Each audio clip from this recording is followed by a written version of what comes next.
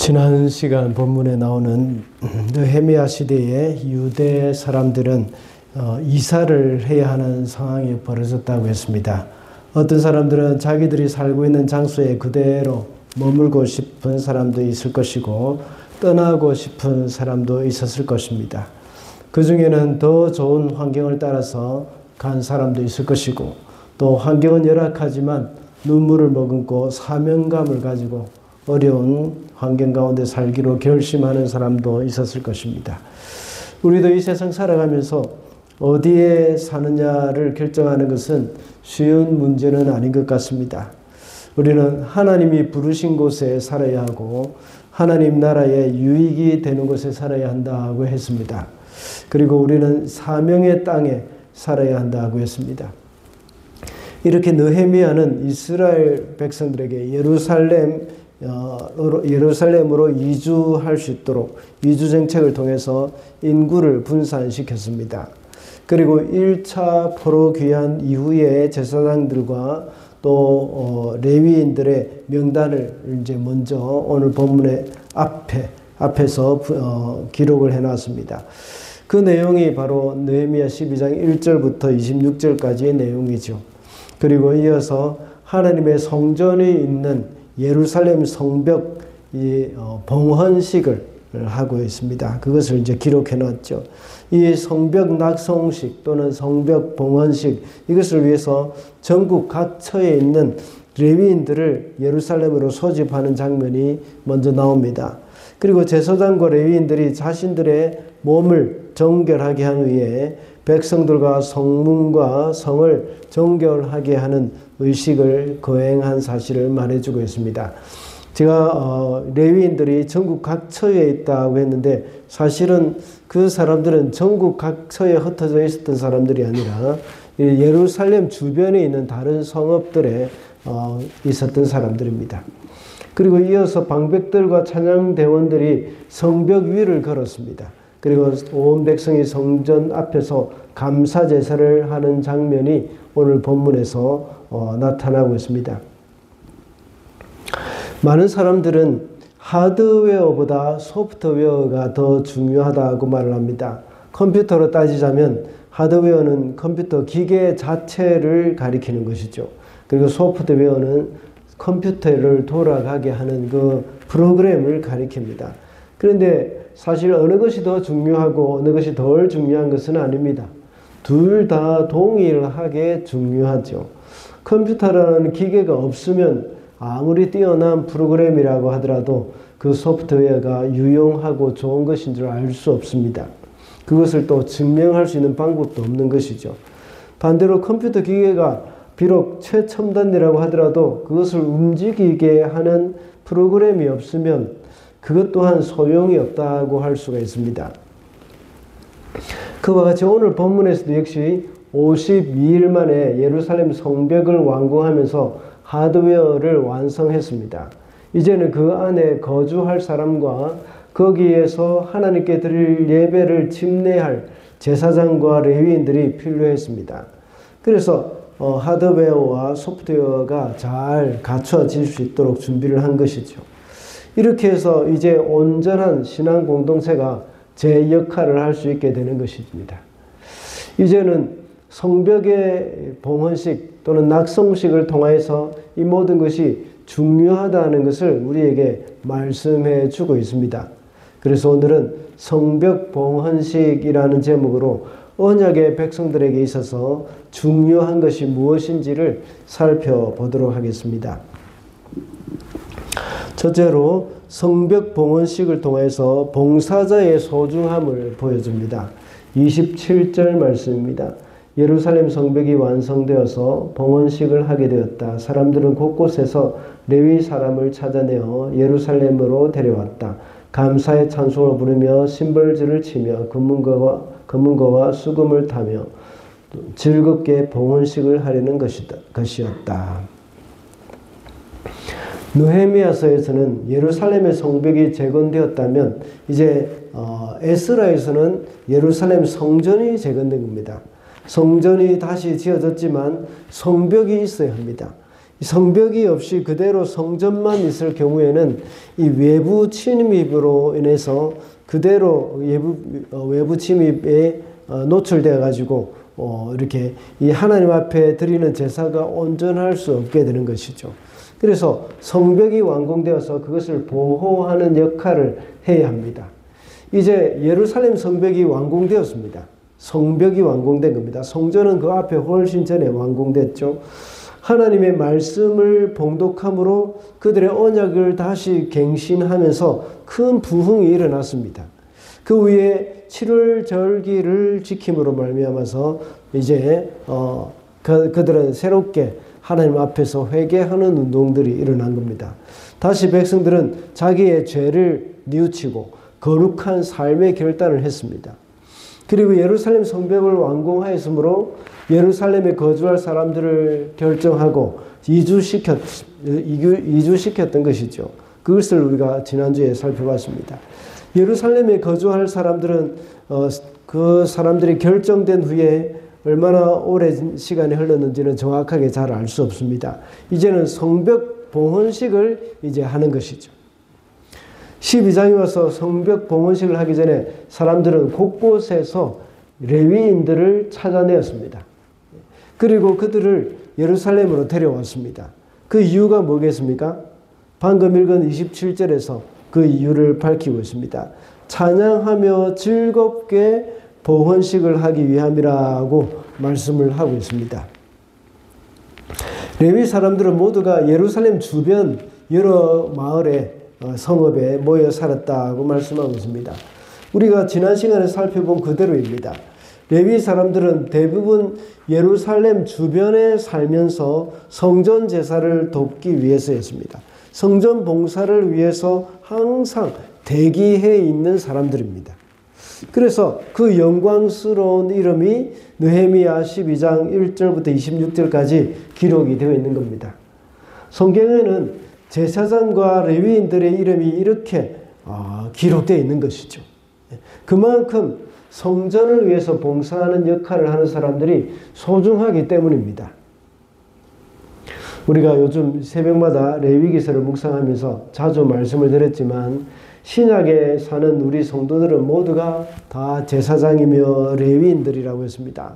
우리가 직접 하나님을 섬기는 그런 사람들이고 지금 또 직접 우리 교회 성전되는 우리 교회 우리 성도들의 모임을 위해서 섬기는 사람들입니다.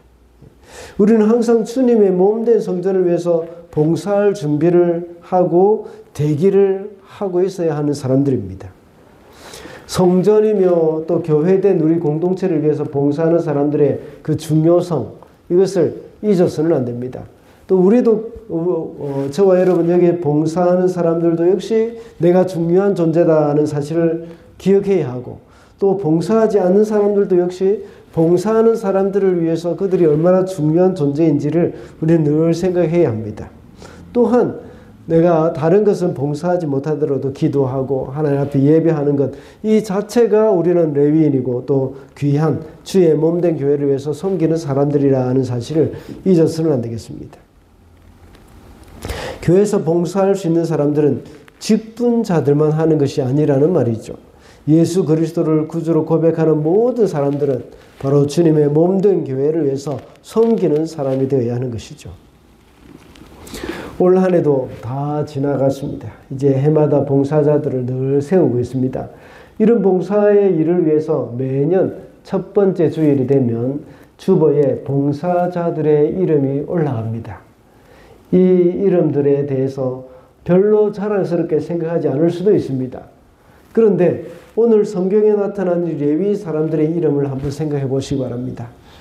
이 느헤미야서는 주전 450년경에 BC 450년경에 기록됐습니다. 그러니까 지금부터 약 2500년 전에 기록되었다고 볼 수 있습니다. 2500년 전에 기록될 때 이 책에 적힌 사람들은 그렇게 자랑스럽게 생각하지 않을 수도 있습니다. 그리고 그들은 자신의 이름이 2500년 후인 지금까지 이렇게 전해올 줄 알지 못했을 것입니다. 지금 우리는 그들의 이름을 읽으면서 성경에까지 기록된 이름을 보면서 그들을 부러워하고 있습니다. 물론 이 중에 하나도 안 부러운 분들이 있을 수도 있겠지만 저는 참 부럽습니다. 그러나 이것보다 더 큰 영광은 그들의 이름이 성경뿐만 아니라 천국에 기록되어 있다 하는 그 사실입니다.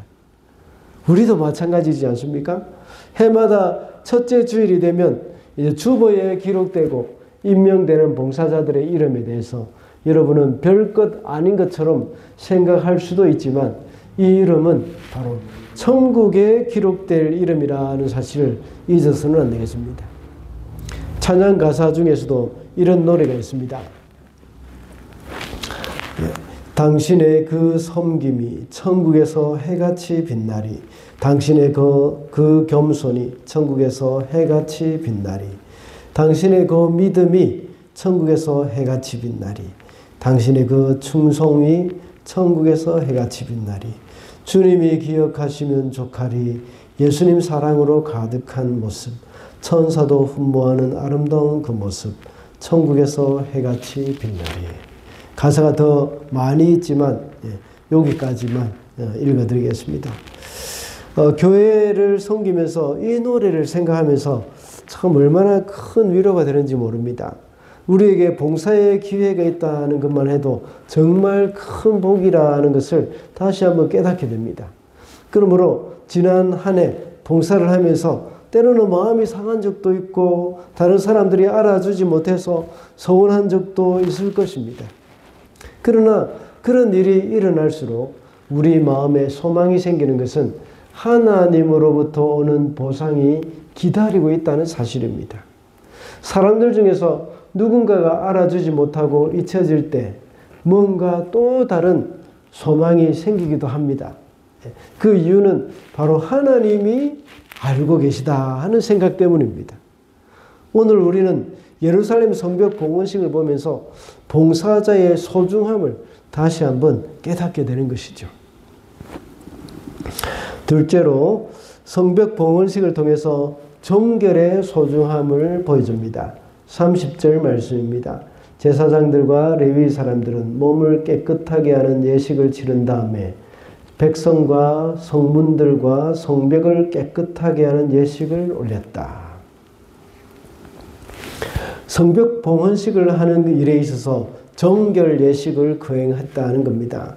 제사장과 레위인들은 자신들의 몸을 먼저 깨끗하게 한 다음에 백성들과 성벽도 깨끗하게 했습니다.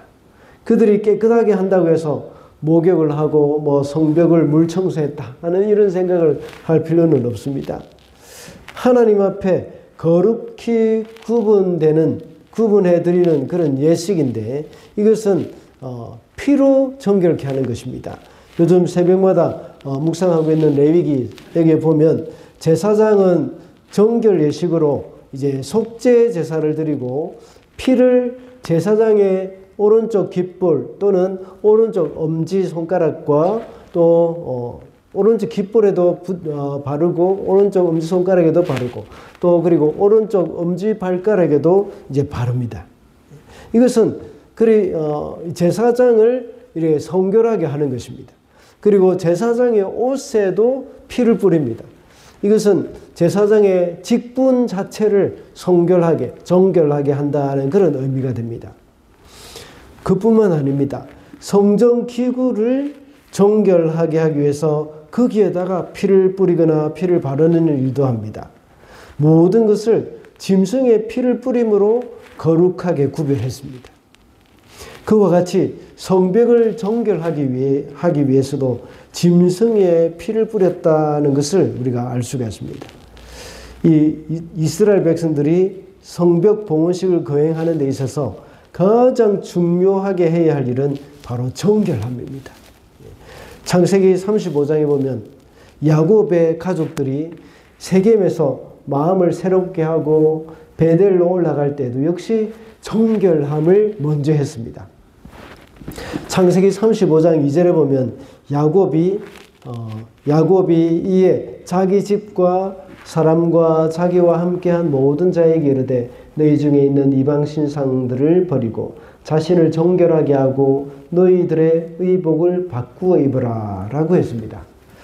야곱의 가족들은 자기들 가족 안에서 무너져버린 예배를 회복하기 위해서 베델로 올라간 겁니다.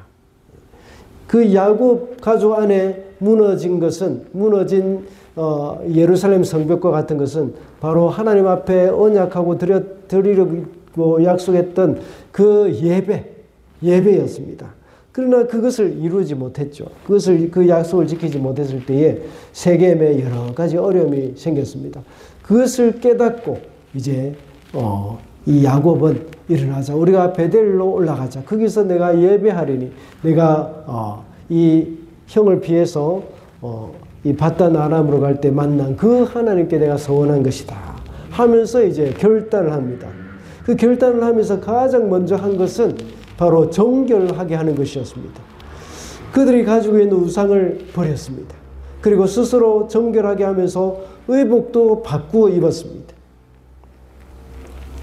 우리의 성벽을 다시 쌓고 봉헌식을 한다는 것의 의미는 여러 가지로 적용을 해볼 수 있습니다. 그 중에는 야곱의 가정과 같이 무너져버린 예배를 회복하는 것이었습니다. 그래서 하나님께 예배드리기 위해서 베델로 올라가면서 자신을 정결하게 했습니다.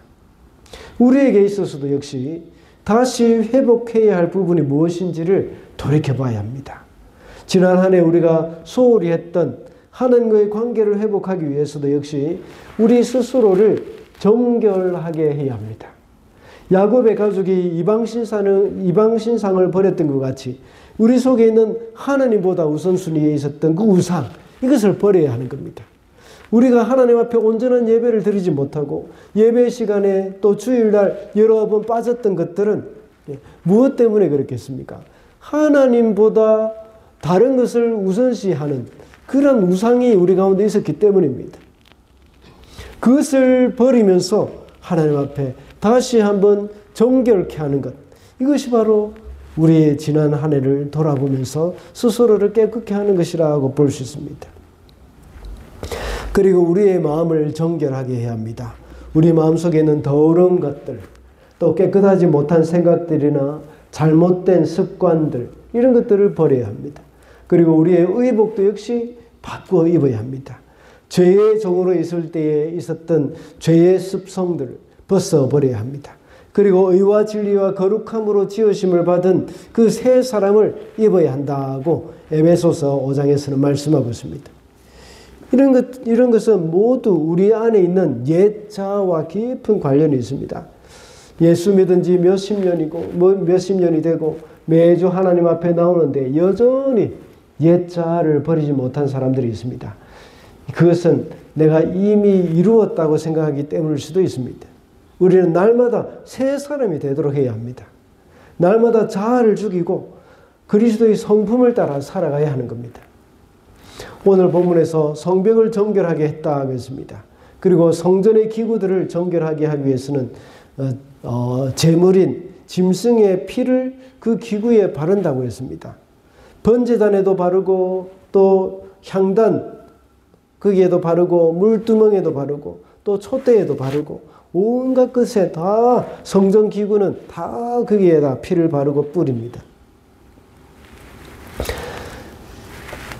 구약 레위기서에 나오는 피는 모두가 예수 그리스도의 대속의 피를 예표한다고 했습니다. 예수 그리스도께서 골고다에서 흘리신 피로 우리는 모두가 정결하게 된 사람들입니다. 특별히 주님의 도구로 쓰임받는 우리 성도들은 모두가 다 그리스도의 피로 정결함을 받아야 합니다. 번제단으로 쓰이든지 물두멍으로 쓰이든지 또는 성벽으로 쓰이든지 우리는 모두가 다 그리스도의 피로 정결해져야 합니다. 그리스도의 피로 정결하게 되었다는 그 말은 바로 그리스도를 믿는 믿음으로 거룩하게 되었다는 말이지 않습니까? 정결 예식이 없이는 쓰임을 받을 수 없다는 겁니다. 아무리 위대한 예루살렘 성벽으로 쓰임을 받는다고 하더라도 그 성벽 자체로는 하나님께 쓰임을 받을 수 없습니다. 그리스도의 피로 거듭난 사람이 되어야 하는 겁니다. 주님 앞에 회개하여서 자신의 옛 사람을 완전히 죽여야 합니다. 그렇게 할 때에 온전한 정결함으로 변화될 수가 있는 겁니다. 우리 중에 거룩한 자는 아무도 없습니다. 그저 핏부림을 받음으로 인해서 거룩하게 되는 것입니다. 본래 우리의 모습이, 본래 우리 그 모습에서 피를 뿌림을 받았기 때문에 거룩하게 된 겁니다. 제사장도 그러했고, 번제단이나 물두멍 또 향단도 역시 핏부림을 당했기 때문에 정결해졌습니다. 성벽도 역시 핏부림을 받아서 정결하게 되었습니다. 우리 모두는 처음부터 거룩한 사람은 아무도 없습니다. 지금도 마찬가지입니다. 거룩함이나 정결함을 우리의 행위에서 찾으려고 해서는 안 됩니다. 오직 그리스도의 피의 공로로만 의지할 수밖에 없는 존재입니다. 그리스도의 피가 우리 심령에 뿌린 바 되어야 한다는 겁니다. 반복해서 말하지만 그리스도의 피가 뿌려졌다는 것은 그리스도와 함께 살고 그리스도와 함께 죽었다는 말입니다. 날마다 우리가 기억해야 할 것은 나는 주님과 함께 죽었고 주님과 함께 다시 살아났다 하는 사실을 한순간도 잊어서는 안 됩니다. 그렇게 할 때에 우리의 옛 본성대로 살지 않고 주님의 성령의 소욕대로 살 수 있게 되는 것입니다. 마지막으로 성벽 봉헌식을 통해서 예배의 소중함을 보여줍니다. 43절 말씀 우리 다 같이 한 목소리로 읽어주시겠습니다. 시작. 그날의 사람들은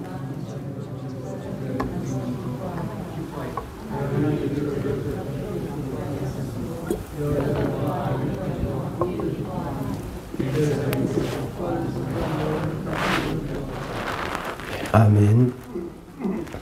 요즘 들어서 예배의 소중함에 대해서 자주 말씀을 드립니다. 다른 본문으로 맨날 같은 말을 한다고 불평하지 마시기 바랍니다. 다른 말로 하자면 오늘날 성도들이 예배를 소중히 여기지 않기 때문이라고 할 수도 있습니다. 방금 읽은 43절에서는 사람들이 많은 제물로 제사를 드리면서 기뻐하였다고 말씀하고 있습니다. 그 기쁨에는 여자들과 아이들까지도 함께 했습니다.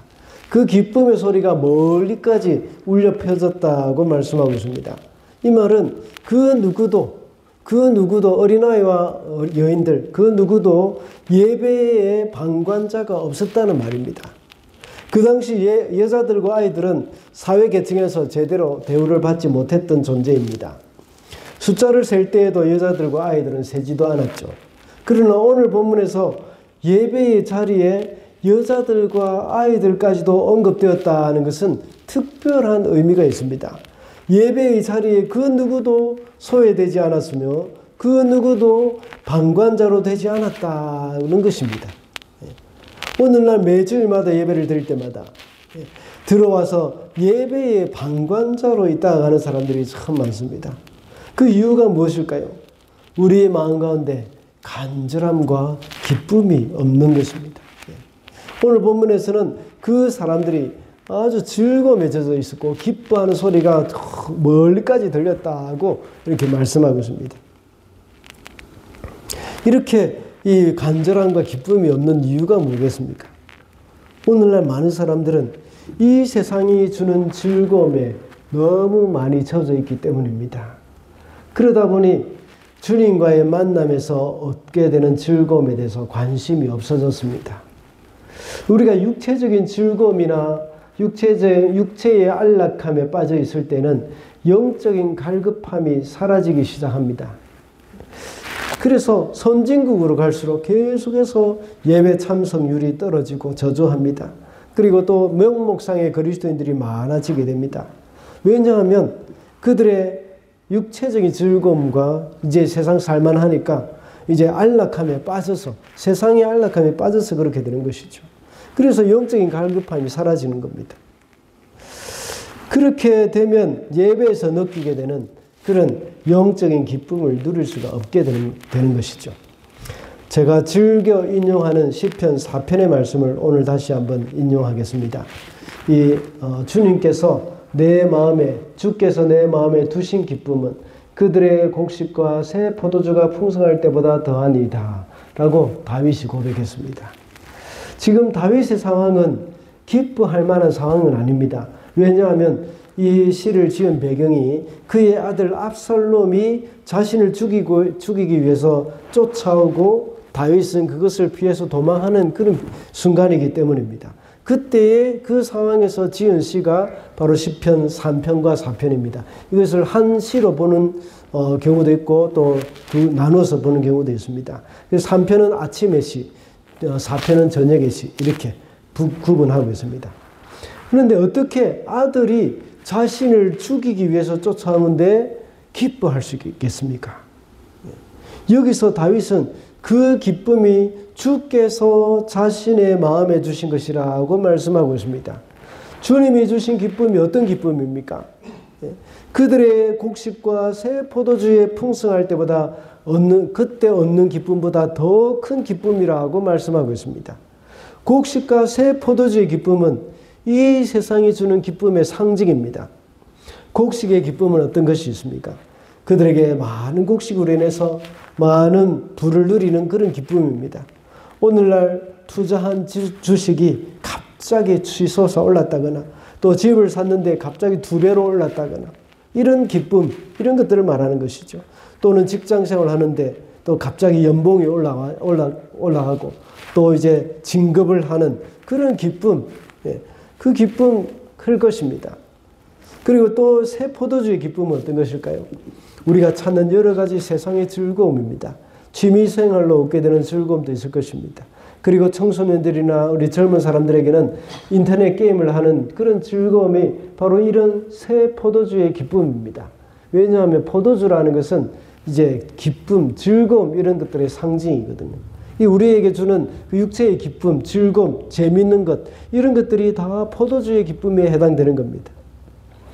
주님이 주시는 기쁨은 이런 기쁨보다 더하다고 했습니다.